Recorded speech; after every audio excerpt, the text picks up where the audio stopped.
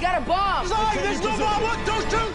It's in video games, movies, music, cartoons, the nightly news, on the web, and even in television commercials. Violence is literally everywhere in our media today, and it's becoming harder to avoid in our society.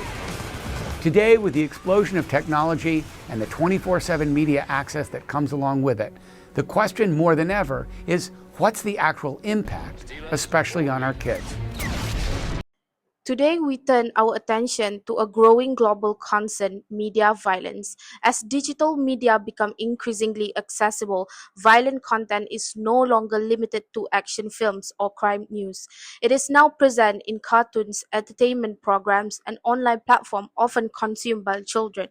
This raises serious questions about its impact on young audiences. Did you know it's not just the amount of TV time that should concern parents these days? Content counts too. Alicia Smith shares what researchers found out. A new study finds what kids watch on TV can have a positive effect on their behavior. Dr. Emma Raisman did not take part in the study, but is a pediatrician at Cleveland Clinic. Violence on TV is much different than the violence that we were watching when we were watching TV when we were younger. And so there's a lot more of it. And the problem is that kids imitate what's on TV. So not only are they imitating it, but when they watch it a great deal, that becomes their reality. So all of a sudden, their world is a world that's much more violent. Across international media, violent imagery continues to dominate headlines and online platforms. News reports frequently highlight crimes, accidents, and conflict, often repeated across television and social media.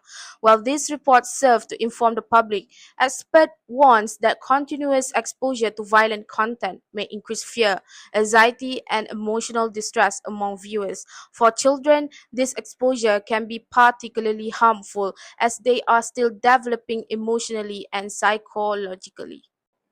From a medical and psychological standpoint, research indicates that repeated exposure to media violence can influence brain development and behavior.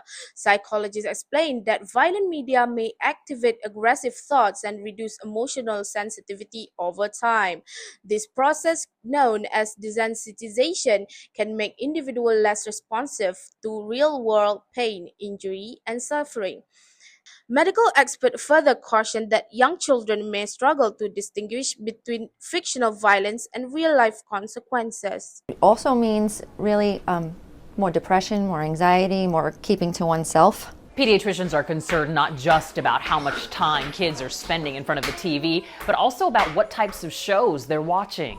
In the second study, U.S. researchers found preschool-aged children can imitate what they see on TV. A lot of children's programming, even though it's children's programming, still shows a lot of violence. The American Academy of Pediatrics suggests children older than 2 should watch less than 2 hours of TV a day, and that kids younger than 2 shouldn't watch any TV at all. This concern becomes more evident when examining certain forms of children's entertainment.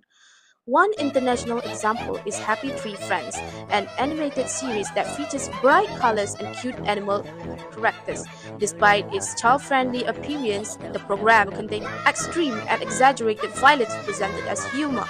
Experts argue that this contrast between visual style and violent content may confuse young viewers and normalize harmful behavior.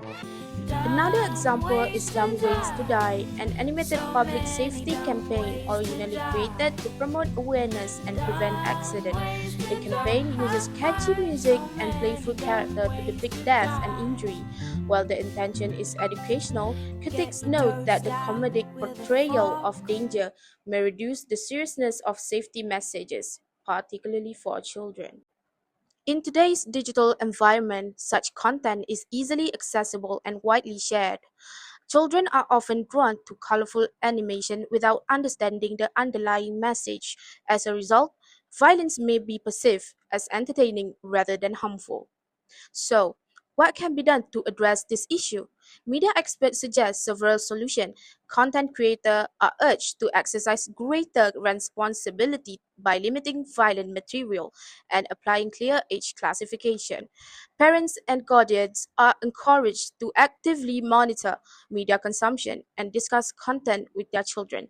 Educators also play a key role to promoting media literacy, helping young audience critically evaluate what they watch.